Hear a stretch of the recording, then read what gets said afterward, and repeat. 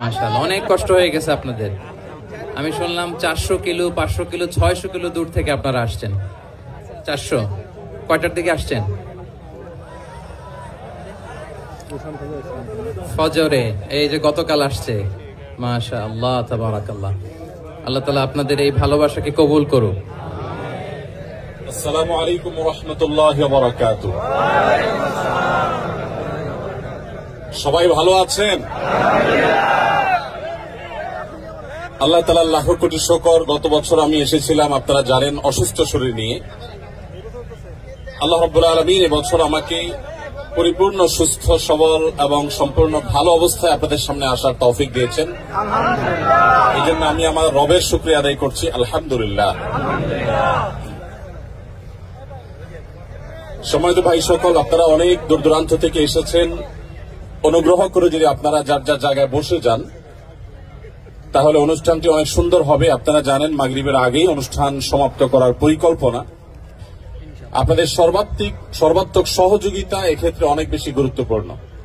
আমরা আশা করব আপনারা শৃঙ্খলা বজায় রেখে এই প্রোগ্রামটিকে সফল করবেন। আপনারা যদি এবার সুন্দর সুশৃঙ্খলভাবে প্রোগ্রামটিকে বাস্তবায়ন করেন, আগামী বছর আবারও এই প্রোগ্রামকে আরো সুন্দরভাবে সুসম্পন্ন করার হয়তো সুযোগ তৈরি হবে। আমরা সবাই চাই কি চাই না সেটি? অতএব আমাদের সবাইকে সর্বোচ্চ সুশৃঙ্খল হতে হবে এবং সবাইকে দায়িত্বশীল আচরণ করতে হবে। এমন কিছু করা যাবে না যে আয়োজকদের উপর কোনো প্রকার প্রেসার আসে এবং পরবর্তীতে প্রোগ্রামের ক্ষেত্রে কোনো প্রকার বাধা সৃষ্টি হয়। আমি এই জন্য অনুরোধ করব আপনাদেরকে, যারা দাঁড়িয়ে আছেন, এখন অনেক মানুষ, বিপুল মানুষ দাঁড়িয়ে আছেন, আপনারা আপনাদের জায়গায় বসে যান। ইনশাআল্লাহ আমরা প্রোগ্রাম যথারীতি যেভাবে ঘোষণা দেওয়া হয়েছে ঠিক সেভাবে শেষ করব। আল্লাহ আমাদেরকে তৌফিক দান করুন। সম্মানিত উপস্থিতি, মূলত প্রশ্নোত্তরের জন্য আমি আপনাদের উদ্দেশ্যে কিছু কথা ইনশাআল্লাহ জমা করে রেখেছি, সেগুলো বলবো। প্রশ্নোত্তরের ফাঁকে ফাঁকে আপনাদের, বিশেষ করে কোরিয়ান প্রবাসীদের মনে থাকা কিছু প্রশ্ন আছে, যে প্রশ্নগুলোর উত্তর এবং সেই উত্তর দিতে গিয়ে প্রাসঙ্গিক অনেক কথা ইনশাআল্লাহ চলে আসবে, আমরা সেখানে বলবো। তার আগে শুধুমাত্র আপনারা যেহেতু কষ্ট করে অনেক দূর দূরান্ত থেকে এসেছেন, প্রশ্নের বাইরেও কিছু বিষয় আপনাদেরকে আমি অ্যাড্রেস করতে চাই। আর শুরুতেই আমি বিশেষভাবে সঙ্গরি মসজিদ কর্তৃপক্ষকে, মসজিদের সভাপতি সাহেব সহ কমিটির সদস্যবৃন্দ এবং মসজিদের স্বনামধন্য ইমাম এবং খতিব হযরত মাওলানা মুফতি ওমর ফারুক হাফিজাহুল্লাহ ওয়া রাআহ, তাকে, এবং সেই সাথে আমার ডানে উপবিষ্ট আছেন, আপনারা জানেন, দক্ষিণ কোরিয়ার বিভিন্ন মসজিদের সম্মানিত ইমাম সাহেবগণ, শ্রদ্ধেয় উলামা ইকরাম, এবং আমার বামে উপস্থিত আছেন দক্ষিণ কোরিয়া প্রবাসী বাংলাদেশীদের বিভিন্ন সেক্টরের নেতৃত্ব যারা দিচ্ছেন, সে সকল ভাইয়েরা আছেন। পর্দার আড়াল থেকে আমার মা এবং বোনরা দেখছেন, দূর থেকে মা বোনরা আমাদের এই অনুষ্ঠানে সামিল হয়েছেন। আমি জানি আপনাদের অনেকের অনেক কষ্ট করে এই অনুষ্ঠানে আসতে হয়েছে, অনেক স্যাক্রিফাইস করে আসতে হয়েছে, অনেক দূর দূরান্ত থেকে আসতে হয়েছে। আমি সকলের প্রতি আমি অন্তঃস্থল থেকে কৃতজ্ঞতা জ্ঞাপন করছি, শুকরিয়া জানাচ্ছি। আমি আরশের মালিকের কাছে নিবেদন করি, হে আরশে আজিমের মালিক, ঠিক এভাবে আমাদেরকে আপনি জান্নাতুল ফেরদাউসে একত্র হওয়ার তৌফিক দান করুন। এখানে তো অনেক ভিড় হয়, ব্যস্ততা হয়। আমার মনে চায়, আমাদের মিজানুর রহমান আজহারী ভাই, তারও মনে চায় নিশ্চয়ই, আপনাদের একজন একজন করে সবার সাথে যদি আমরা হাত মেলাতে পারতাম, সবার সাথে একান্তে কথা বলতে পারতাম। কিন্তু সময় আমাদেরকে সে সুযোগ দিচ্ছে না। কিন্তু মনে রাখবেন, জান্নাতে আমাদের কোনো তাড়াহুড়ো থাকবে না। সেখানে কোনো তাড়াহুড়ো থাকবে? জান্নাতে কোনো ডিউটি থাকবে? ইনশাআল্লাহ আল্লাহ রাব্বুল আলামিন আমাদেরকে জান্নাতে মন খুলে একে অন্যের সাথে আলাপ করার, মত বিনিময় করার তৌফিক দান করবেন। সম্মানিত উপস্থিতি, আমি খুব ভালো করেই জানি আপনারা যারা প্রিয় মাতৃভূমি ছেড়ে এত দূরে এসে এখানে বসবাস করছেন, কেউ চাকরির সুবাদে, কেউ ব্যবসার সুবাদে, কেউ হয়তো পড়াশোনা করার জন্য এখানে এসেছেন। নিজ মাতৃভূমির প্রিয় মাটিকে ছেড়ে, আত্মীয় স্বজনকে ছেড়ে দূর দেশে মানুষ যত ভালো খাক, যত ভালো পড়ুক এবং যত হ্যান্ডসাম স্যালারি পাক, দিন শেষে এক ধরনের অতৃপ্তি, দিন শেষে এক ধরনের কষ্ট, দিন শেষে এক ধরনের ব্যথা প্রবাসীদের প্রত্যেকের মনের মধ্যে অনুভূত হয়। কারণ আমি নিজে 10-10টি বছর প্রবাসে কাটিয়েছি, আমি জানি প্রবাসীদের মনের যে বেদনা, এটা দেশে যারা থাকে তারা বেশিরভাগ ক্ষেত্রে উপলব্ধি করতে পারে না। আমি প্রায় সময় বলার চেষ্টা করি, প্রবাসীদের বহনকারী বিমান যখন দেশের মাটি ছুঁই ছুঁই করে, যখন দেখতে শুরু করে প্রবাসীরা জানলা দিয়ে যে নিজের দেশের সেই এলোমেলো বিল্ডিংগুলো ঢাকা শহরের দেখা যাচ্ছে, তখন সিট থেকে বেল্ট বাঁধা অবস্থায়ও পারলে সবাই দাঁড়িয়ে যাওয়ার চেষ্টা করে। এয়ার হোস্টেসরা বারবার বসিয়েও বলেও তাদেরকে বসাতে পারেন না, থামাতে পারেন না। এত বেশি দেশকে প্রবাসীরা অনুভব করেন। অতএব প্রবাসী হিসাবে আপনাদের কষ্টের জায়গাগুলো আমি খুব ভালো করে উপলব্ধি করি।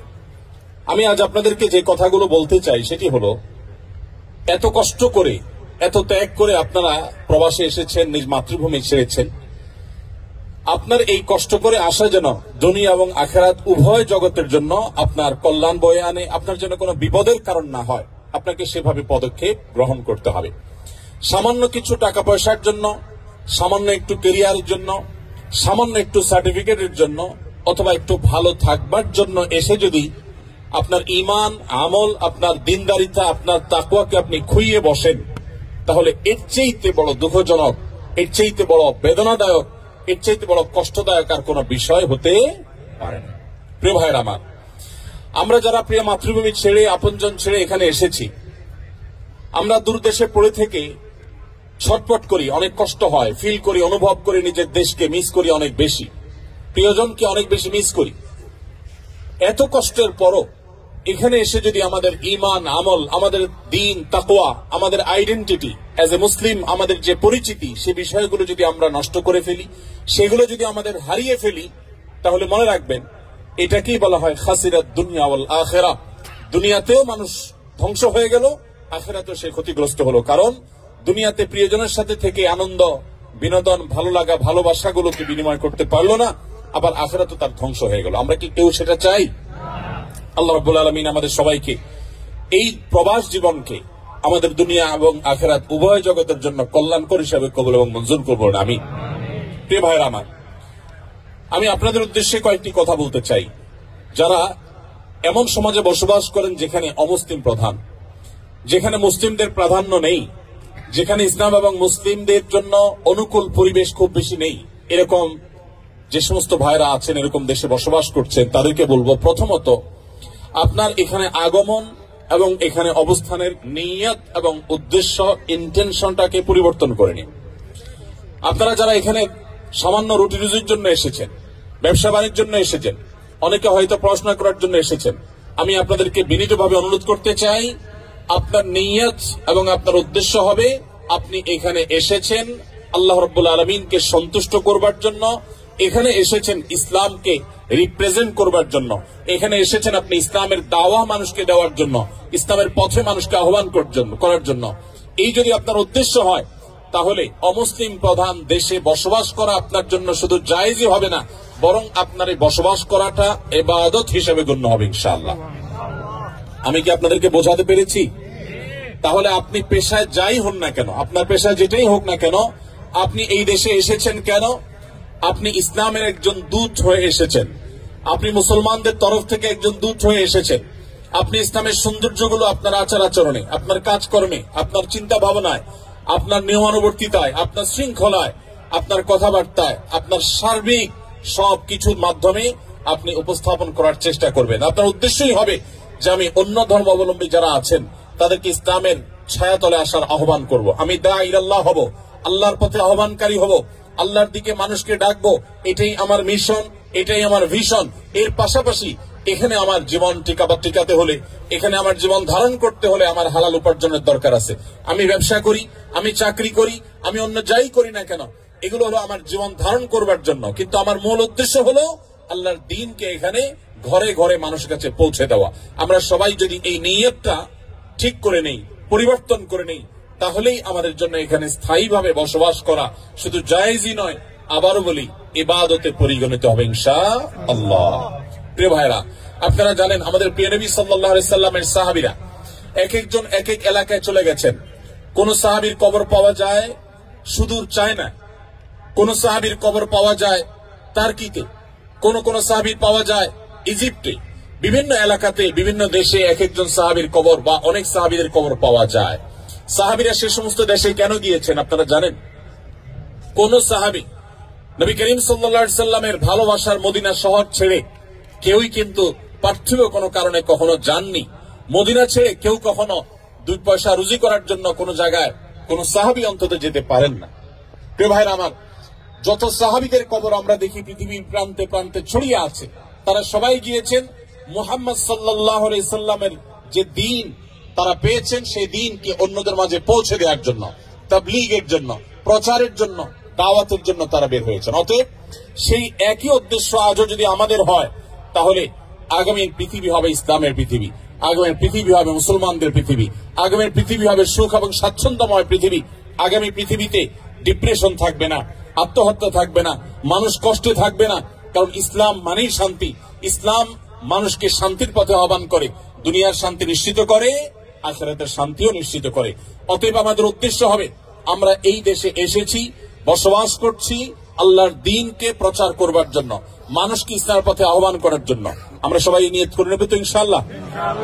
আপনি হয়তো বলতে পারেন যে আমি একজন সাধারণ শিক্ষিত মানুষ বা আমি একজন মাদ্রাসা পড়ুয়া নয় এরকম মানুষ, আমি কিভাবে আল্লাহর দ্বীন এর পথে মানুষকে আহ্বান করব? আমি সে বিষয়ে আসবো ইনশাআল্লাহ।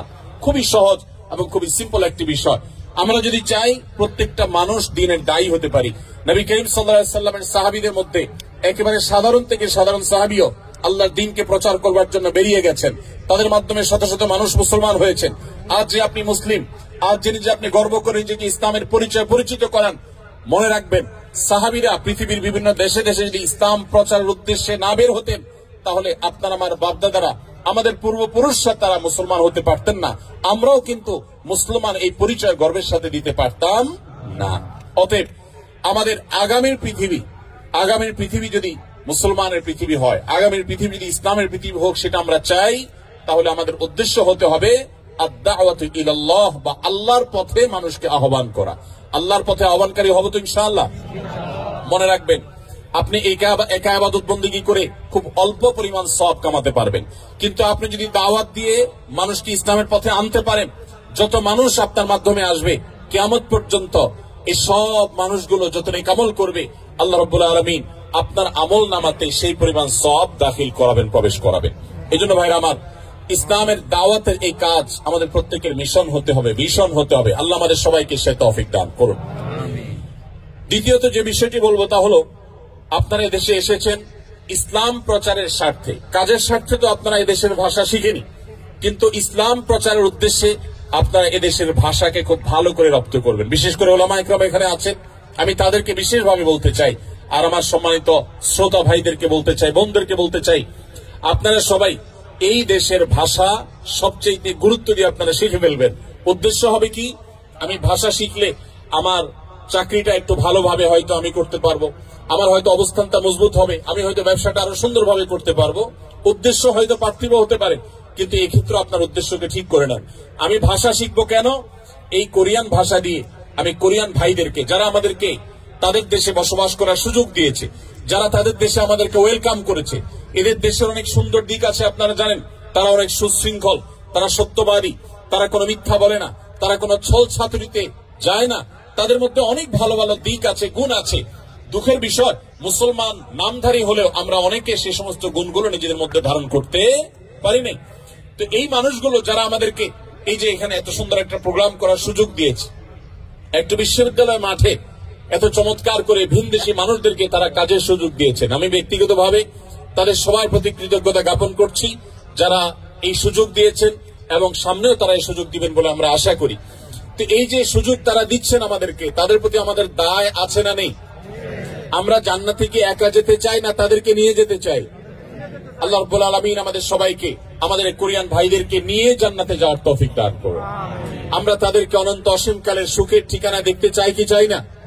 যদি চাই, তাহলে তাদের ভাষা আমাদেরকে শিখতে হবে, কারণ তাদের ভাষা শিখলে আমি ইসলামটাকে আমি আমার মতো করে, তাদের বোঝার মতো করে আমি উপস্থাপন করতে পারবো। এই জন্য ভাইরা, আপনারা কোরিয়ান ভাষাটা খুব ভালো করে রপ্ত করবেন। আবার বলছি, উদ্দেশ্য হবে যে আমি তাদেরকে আল্লাহর পথে আহ্বান করব। আমি জাপানে গিয়েছি, টোকিওতে আমি বাংলাদেশি প্রবাসী ভাইদেরকে দেখেছি। অনেক বাংলাদেশি ভাইরা আছেন যাদের হাতে অগণিত জাপানিজরা মুসলমান হয়েছে। মনে রাখবেন, তাদের বেশিরভাগ মানুষ কোন ধর্ম বিশ্বাস না করলেও সেই মানুষগুলোর মধ্যে হক এবং ভালোকে অনুসন্ধান করার এক মানসিকতা আছে। কারণ নবী সাল্লাল্লাহু আলাইহি ওয়াসাল্লাম বলেছেন, কুল্লু মাউলুদিন ইউলাদু আলাল ফিতরা, প্রত্যেকটি শিশু, প্রত্যেকটা মানুষ জন্মগ্রহণ করে প্রকৃতিগতভাবে মুসলমান হয়ে, তার ভিতরে ইসলামের প্রতি টান থাকে, ঈমান থাকে, এটা নিয়ে সে দুনিয়াতে আসে। অতএব তাদের মধ্যে সত্যের অনুসন্ধান আছে। আমরা সেটাকে যথাযথভাবে উপস্থাপন করতে না পারা, এটা আমাদের দুর্বলতা, এটা আমাদের ব্যর্থতা। আপনারা জানেন, এদেশের গলিতে গলিতে গির্জা দেখা যায়।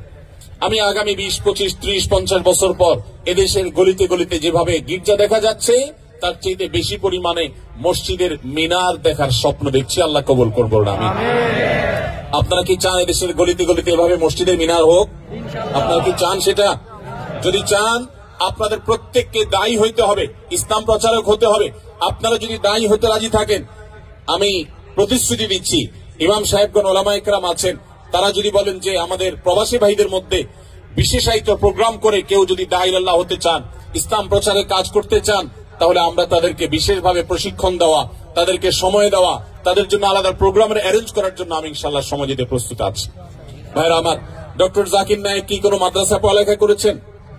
তিনি যদি একজন জেনারেল শিক্ষিত মানুষ হয়ে, একজন চিকিৎসক পেশায় একজন চিকিৎসক হয়ে যদি আল্লাহর দ্বীনের পথে গোটা পৃথিবীর মানুষকে আহ্বান করতে পারেন, তাহলে আপনি আমি পারবো কি পারবো না? ইনশাআল্লাহ।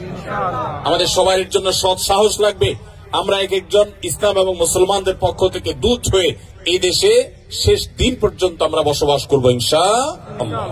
তাহলে দ্বিতীয়ত যেটি বলেছি, তাহলে এদেশের মানুষের ভাষা আপনাদেরকে শিখতে হবে। আপনারা জানেন, এখানে অনেক খ্রিস্টান মিশনারি ভাইয়েরা, বোনেরা, তারা আপনাদেরকে কেমন আছেন বলে যখন প্রশ্ন করে, তখন আপনাদের কাছে অনেক ভালো লাগায় কাজ করে, কারণ আপনার ভাষা তারা জানে, তাই না? এর চাইতে বড় দুর্ভাগ্যজনক বিষয় কি হতে পারে? মুহাম্মদ সাল্লাল্লাহু আলাইহি সাল্লামের উম্মত আপনি, আল্লাহর পক্ষ থেকে একমাত্র দ্বীনের ধারক আপনি, অথচ আপনাকে দাওয়াত দেওয়া হচ্ছে খ্রিস্ট ধর্মের। আপনি আপনার দ্বীনকে সুন্দরভাবে, সুচারুরূপে, অত্যন্ত চমৎকার ভাবে এদেশে মানুষের সামনে উপস্থাপন আপনি করতে পারেন নাই। এর চাইতে লজ্জার, এর চাইতে দুঃখের আর কিছু হতে পারে না। প্রিয় কোরিয়ান প্রবাসী ভাইরা, কোরিয়া প্রবাসী ভাইরা, আমি আপনাদেরকে উদাত্ত আহ্বান করতে চাই, আপনারা সবাই যদি সজাগ হন, আপনারা যদি সচেতন হন, আপনারা যদি দায়িত্বশীল হন, আমার বিশ্বাস খুব বেশি দিন লাগবে না যে ইনশাআল্লাহ এদেশের মোড়ে মোড়ে, রাস্তা রাস্তায় ইনশাআল্লাহ আজানের ধ্বনি শোনা যাবে।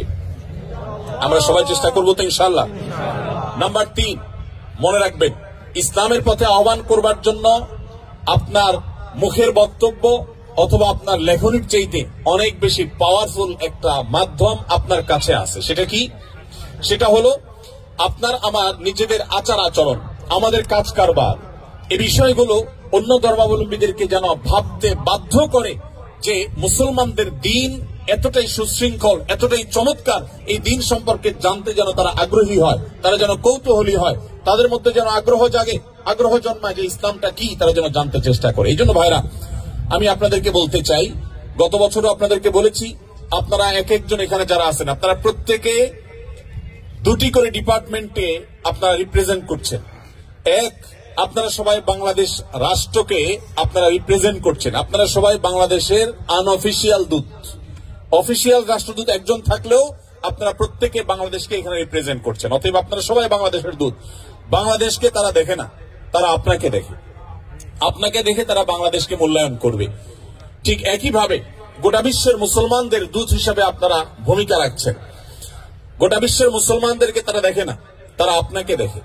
আপনার আচার আচরণ, আপনার কাজ কারবার, আপনার নিয়ম শৃঙ্খলার প্রতি শ্রদ্ধাবোধ, এদেশের যে আইন রয়েছে, এদেশের যে নিয়ম রয়েছে, এদেশের যে শৃঙ্খলা রয়েছে, সেটাকে যদি আপনি সর্বাপেক্ষা শ্রদ্ধা করেন, মেনে চলেন, আপনার যদি সুন্দর লেনদেন থাকে, আপনার কাজ কারবার থাকে, আপনার আচরণের মধ্যে মাধুর্য থাকে, আপনার পরোপকার করার মানসিকতা থাকে, তাহলে মনে রাখবেন, তারা আপনাকে দেখে ইসলামকে জানার ব্যাপারে আগ্রহী হয়ে উঠবে এবং দিন শেষে মানুষ ইসলামের পথে আসবে ইনশাআল্লাহ। মনে রাখবেন, আমাদের প্রিয় নবী সাল্লাল্লাহু আলাইহি সাল্লামের বক্তব্য শুনে যত মানুষ মুসলমান হয়েছে, তার চাইতে বেশি তার মহানুভবতায়, তার সিরাত, তার জীবন দর্শনে আকৃষ্ট হয়ে মানুষ ইসলামে এসেছেন। আজও সময় এসেছে ইসলামকে আমাদের আচার আচরণ, আমাদের ভালো কাজ কাম দিয়ে, আমাদের উন্নত চিন্তাধারা দিয়ে, আমাদের বিভিন্ন কার্যক্রমের মাধ্যমে ইসলামকে রিপ্রেজেন্ট করার। আমরা সবাই সেই চেষ্টা করবো তো ইনশাআল্লাহ। মনে রাখবেন, আপনার প্রতিটি কাজ, হয় ইসলাম এবং মুসলমানদের ইমেজকে বিল্ড আপ করবে, আর না হলে ইমেজকে ধ্বংস করবে। আমি ব্যক্তিগতভাবে আনন্দিত যে কোরিয়ায় আমার বাংলাদেশি প্রবাসী ভাইরা যারা আছেন, বোনেরা যারা আছেন, আপনাদের তেমন কোনো দুর্নাম নেই। আমাদের বাংলাদেশি প্রবাসীরা অনেক দেশে আছেন, যে সমস্ত দেশগুলোতে নানা কারণে দুর্নাম হয়ে গেছে, সে সমস্ত দেশে আমাদের বাংলাদেশিদের মুখ অনুজ্জ্বল। আলহামদুলিল্লাহ, আমার স্বদেশী ভাইরা যারা এই দেশে বসবাস করছেন, কোরিয়া প্রবাসী ভাইদেরকে আমি স্পেশাল ভাবে ধন্যবাদ জানাচ্ছি, আপনাদের প্রতি কৃতজ্ঞতা জানাচ্ছি যে আপনাদের তেমন কোন দুর্নাম নেই। এর জন্য অবশ্য নেতৃবৃন্দ যারা আছেন, বিভিন্ন সোসাইটিকে যারা নেতৃত্ব দিচ্ছেন, নিশ্চয়ই তাদের অবদান আছে, নিশ্চয়ই উলামা ইকরাম ইমাম সাহেবদের অবদান আছে, নিশ্চয়ই আপনাদের সবার সদিচ্ছা আছে। আল্লাহ তাআলা আপনাদের সবাইকে আপনাদের এই সুনামকে ধরে রাখার, বরং এটাকে আরো সামনে নিয়ে যাওয়ার তৌফিক দান করুন। ভাইরা আমার, তাহলে আমার তৃতীয় পয়েন্টটি হলো যে আপনার সুন্দর আচরণ, আপনার কথাবার্তা, আপনার আইন শৃঙ্খলাকে মেনে চলার মানসিকতা, আপনার সার্বিক আচার আচরণ দ্বারাই আপনি ইসলামের পথে মানুষকে আহ্বান করবেন। আপনার কর্মকাণ্ডই দাওয়াত দিবে ইসলামের পথে মানুষকে। চেষ্টা করবো তো সবাই ইনশাআল্লাহ।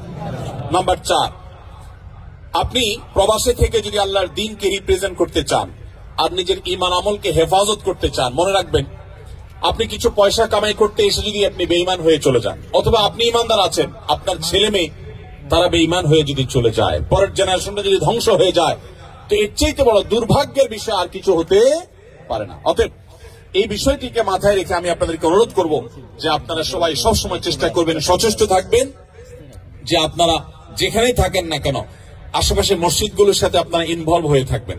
ইমাম সাহেবদের বিভিন্ন যে প্রোগ্রামগুলো থাকে, কোরআন শিক্ষার আসর থাকে, তাফসিরের আসর থাকে, বিভিন্ন দ্বীনি প্রোগ্রামগুলো থাকে, যে কোনো দ্বীনি প্রোগ্রামের সাথে আপনারা এঙ্গেজ হয়ে থাকবেন, মসজিদগুলোর সাথে সম্পৃক্ত হয়ে থাকবেন, নামাজি মানুষদের সাথে থাকবেন।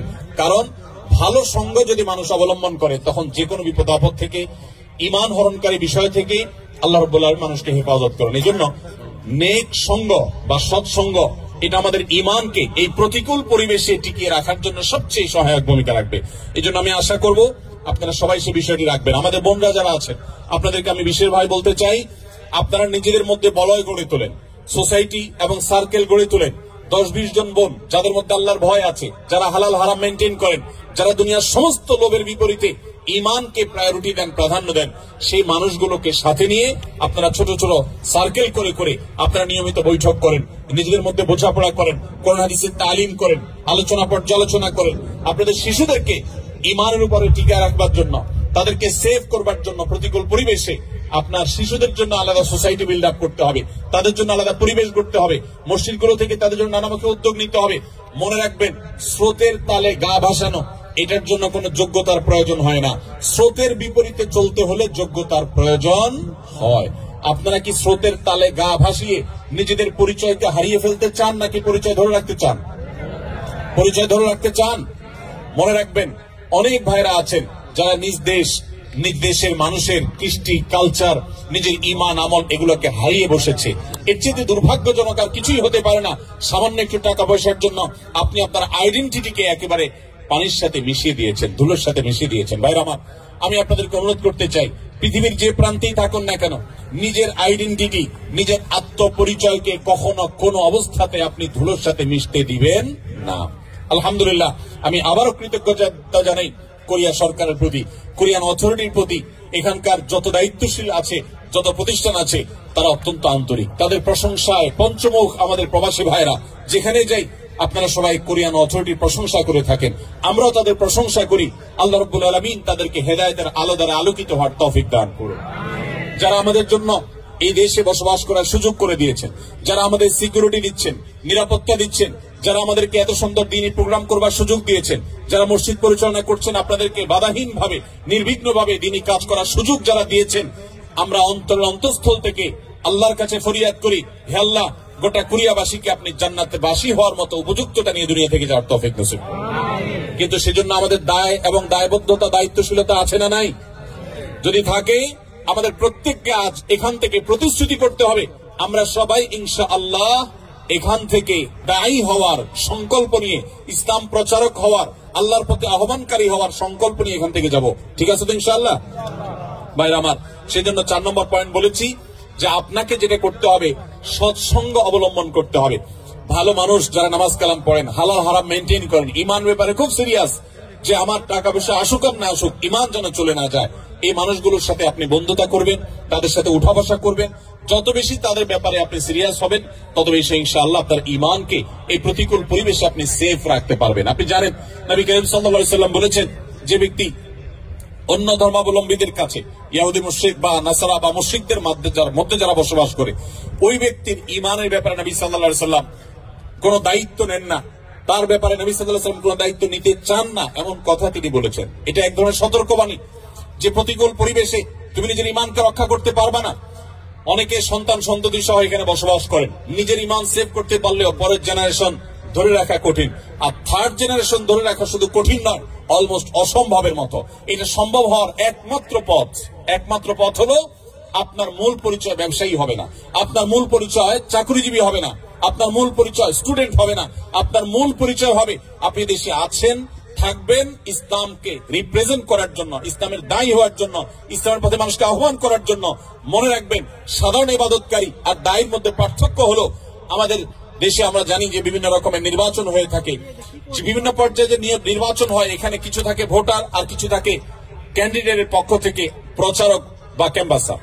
যারা প্রচারক থাকে এদের কাছে সাধারণত এক দলের যিনি ক্যান্ডিডেট থাকেন, প্রার্থী থাকেন, ধরেন এক জায়গায় চেয়ারম্যান ইলেকশন হচ্ছে, চেয়ারম্যান পদপ্রার্থী কয়েকজন আছেন, তো একজন পদপ্রার্থী তার পক্ষে যিনি ভোট কালেকশন করেন, তার কর্মী হিসাবে যিনি কাজ করেন, তাকে কিন্তু অন্য ক্যান্ডিডেটের লোকেরা কখনো তার চেয়ারম্যানকে ভোট দিতে বলে না, কারণ জানে যে এই লোকটা তো নিজেই একজন চেয়ারম্যানের কর্মী, তাকে কি আমি ভোটের দাওয়াত দিব।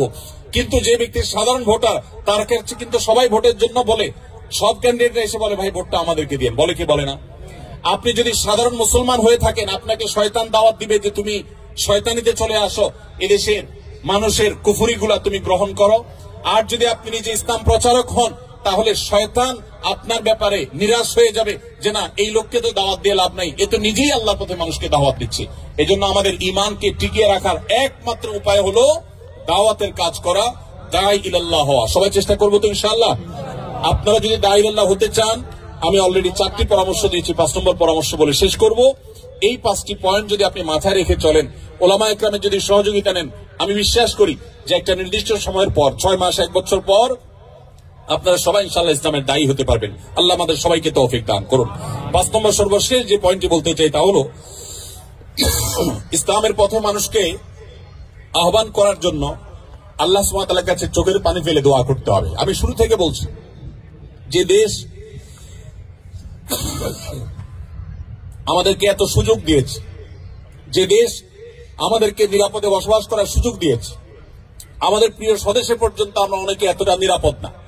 ঠিকই ঠিক না বলেন? আমাদের প্রিয় স্বদেশেও আমরা অনেকে এলাকাতে গেলে পালিয়ে বেড়াইতে হয়, অনেকে আছেন যে নানান মামলা মোকদ্দমা দিয়ে রাখা হয়, এয়ারপোর্ট থেকে অনেককে হয়রানি করা শুরু করা হয়। তো এইরকম একটা পরিস্থিতিতে আমরা যে দেশে বসবাস করছি, এই দেশে আপনাদের জীবন নিয়ে কখনো শঙ্কায় থাকা লাগে? আপনাদের সম্পদ নিয়ে কখনো ভয় করা লাগে? তো যে দেশের মানুষ আমাদেরকে এতটা নিরাপত্তা দিয়েছে, এতটা সুযোগ দিয়েছে, আমি এখান থেকে হালাল উপার্জন করার সুযোগ পাচ্ছি, আমরা তাদের প্রতি যে কৃতজ্ঞতা বোধ, সেই কৃতজ্ঞতা বোধ থেকে আজ থেকে আপনার যত দোয়া হবে, আপনি প্রত্যেক দোয়াতে একবারের জন্য হলে বলবেন, আল্লাহ এদেশের যে মানুষগুলো এত সুন্দর, এত সভ্য, এত ভদ্র, এত সত্য কথা বলে, এত সৎ এবং ন্যায়পরায়ণ, শুধু তাদের ঈমানটুকু নেই, হে আল্লাহ আপনি আমাকে ক্যাপাবল করে দেন, আমাকে সে যোগ্যতা দেন, আমি যেন তাদের সবাইকে ঈমানের পথে আহ্বান করতে পারি। দোয়া করা যাবে না ইনশাআল্লাহ? আল্লাহ আপনি তাদের সবাইকে হেদায়েত দান করেন, তাদের জন্য দোয়া করা যাবে না ইনশাআল্লাহ? আমরা যদি আজকে এখানে যত হাজার মানুষ আছি, আজ থেকে যদি আমরা নিয়মিত প্রত্যেক দোয়াতে আমরা যদি চোখের পানি ফেলে আল্লাহর কাছে ফরিয়াদ করি যে আল্লাহ তুমি এই মাটিকে ইসলামের জন্য কবুল করো, আল্লাহ এই দেশের মানুষগুলোকে ইসলামের জন্য কবুল করো, আল্লাহ এরা যদি ইসলামের পথে চলে আসে তাহলে ইসলামের আসল সৌন্দর্য মানুষ দেখতে পাবে, কারণ এদের আচার আচরণ, এদের ন্যায় নীতি, এদের অনেক কর্মকাণ্ড অলরেডি কোরআন হাদিস যা বলেছে তার বাস্তব রূপ হিসাবে আমরা দেখতে পাচ্ছি। শুধু ঈমানটা যদি প্লাস করা যায় তাহলে তারাই হবে আমাদের সামনে সবচেয়ে উত্তম মডেল, সবচেয়ে উত্তম আদর্শ। হে আল্লাহ আপনি তাদেরকে ঈমান দান করেন। আপনি যে সুপারভাইজার অধীনে কাজ করেন, আপনি তার নাম ধরে আল্লাহর কাছে দোয়া করবেন। আপনি যে কোম্পানিতে কাজ করেন, সেই কোম্পানির মালিকদের জন্য আল্লাহর কাছে দোয়া করবেন। আপনি যে এলাকায় বসবাস করেন, সে এলাকার অন্য ধর্মাবলম্বী ভাইদের জন্য দোয়া করবেন। এভাবে যদি সবার জন্য আপনি দোয়া করেন, চোখের পানি ফেলেন, মনে রাখবেন নবী করিম সাল্লাল্লাহু আলাইহি সাল্লাম বদরের সময় আল্লাহর কাছে চোখের পানি ফেলে দোয়া করেছেন এবং বলেছেন, আল্লাহ যদি আপনি চান আজকের পরে আর আপনাকে ইবাদত কেউ করার থাকবে না, তো সেটা হতে পারে। আর যদি আপনি চান আপনার দিনকে টিকাবেন, সেটাও হতে পারে। আল্লাহর কাছে ফরিয়াদ করে তিনি হেদায়েতের সাফল্য, দিন এবং ইমানের সাফল্য তিনি কামনা করেছেন। আমি আপনাদেরকে উদাত্ত আহ্বান রাখতে চাই, আপনারা সবাই যার যার জায়গা থেকে আপনাদের দোয়াগুলোতে আমাদের এই কোরিয়ান ভাই বোনদের জন্য, এদেশে বসবাস করি অন্য ধর্মাবলম্বী ভাই বোনদের জন্য দোয়া করবেন। আল্লাহ যেন তাদের সবাইকে হেদায়েত গ্রহণ করার তৌফিক নসিব করেন। দোয়া করবো তো ইনশাআল্লাহ। তাহলে আমি আবারও এক নজরে 5টি কথা বলছি। যারা এই পৃথিবীর এমন কোন দেশে বসবাস করছেন যেখানে অমুসলিমদের প্রাধান্য রয়েছে, যেখানে থেকে আপনার ইমানকে টিকিয়ে রাখাকে আপনি চ্যালেঞ্জিং মনে করছেন, যেখানে প্রতিকূল পরিবেশ রয়েছে, যেখানে হালাল হারাম মেনটেন করা কঠিন, যেখানে পর্দা মেনটেন করা কঠিন, আমরা রিজিকের প্রয়োজনে সেখানে এসে পড়েছি, আমি তাদেরকে বলতে চাই, প্রথমত আপনার এই আসার উদ্দেশ্যটাকে পরিবর্তন করেন। টাকা পয়সার জন্য, চাকরি বাকরি বা ব্যবসা বাণিজ্যের জন্য নয়। আপনার এখানে থাকাটাই হবে আল্লাহর দ্বীনকে মানুষের সামনে রিপ্রেজেন্ট করবার জন্য, দাওয়া ইলাল্লাহর জন্য, আল্লাহর পথে মানুষকে আহ্বান করার জন্য, জাহান্নাম থেকে মানুষকে জান্নাতের পথে আনার জন্য, মানুষকে মুক্তির পথে দেখাবার জন্য আপনি আসছেন। এই উদ্দেশ্যটাই যদি আপনার মূল হয়ে যায়, তাহলে আপনার ব্যবসা ক্ষতি হোক, দাওয়াত যেন ঠিক থাকে, চাকরি চলে যাক, দাওয়াত যেন ঠিক থাকে, আপনার অন্য সবকিছুতে স্যাক্রিফাইস করবেন, কম্প্রোমাইজ করবেন, কিন্তু দাওয়াতের কাজে, ইসলামের কাজে আপনি কম্প্রোমাইজ করবেন না। নাম্বার 2, আপনাকে যে দেশে আছেন সে দেশের মানুষের ভাষা শিখতে হবে। তাদের ভাষা যদি আপনি রপ্ত করতে পারেন, তাহলে তাদেরকে দাওয়াত দিতে পারবেন। ভাষা শিখলে আপনার স্কিল ডেভেলপ হবে, আপনার চাকরি, আপনার ব্যবসা ভালোভাবে করতে পারবেন। কিন্তু উদ্দেশ্য সেটা হবে না। উদ্দেশ্য হবে যে আমি এই ভাষা শিখে তাদেরকে আল্লাহর কথা আমি ব্যাখ্যা করব, কোরআনের কথা বলবো, সুন্নাহর কথা বলবো। ভাইরা আমার, আপনাদের হয়তো অনেকের কাছে জিনিসটা একটু অস্বাভাবিক মনে হচ্ছে যে এই মানুষগুলো এত উন্নত জ্ঞানে, বিজ্ঞানে, তথ্যে, প্রযুক্তিতে, অবকাঠামোতে, অন্য অনেক দিক থেকে তারা এগিয়ে আছে, তারা আমাদের ধর্মের জন্য তারা কি আদৌ লালায়িত? বিশ্বাস করুন, গোটা পৃথিবী যত উন্নত দেশ পাবেন, প্রত্যেকটা উন্নত দেশের মানুষেরা তাদের মধ্যে এক ধরনের শূন্যতা কাজ করছে।